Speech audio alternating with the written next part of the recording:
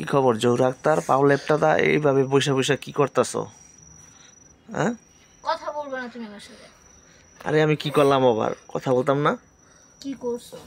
আজির একটু বসে থাকি হে তোমার সহ্য হয় না, আশা দিছো আমার কাজ লাগাই, এখন আমি লইগুলি করতেছি। গাইস আমি বলে কাজ ধরাই দিছি দেখছেন? মিজাজটা খারাপ লাগে।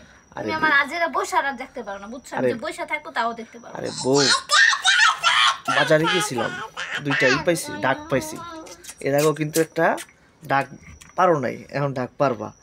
এর আগেও দুইটা ডাক আনছি ম্যাডাম। আমি কষ্ট করবো আর তোমরা মুসমুসে বাপুতে খাইবা, এটাই তো তোমাদের স্বভাব, বুঝছো? দেখছেন গাইস ডাক দুইটারে কাইটটা কি করছে, একদম ফেতা ফেতা বানাই লাইছে।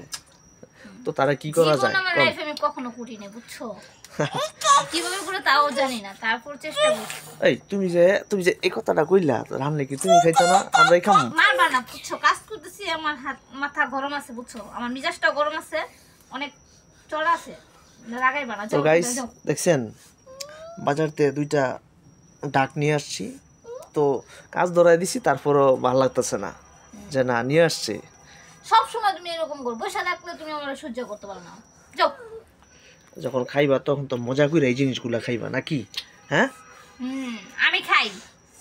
তুমি খাও না, তুমি গিলো না, আমি রান্না করে দিই, তোমরা ভাবতে মজা দেখছেন করে গাইস খাও। কি এর মধ্যে কি কয়। এই পোলা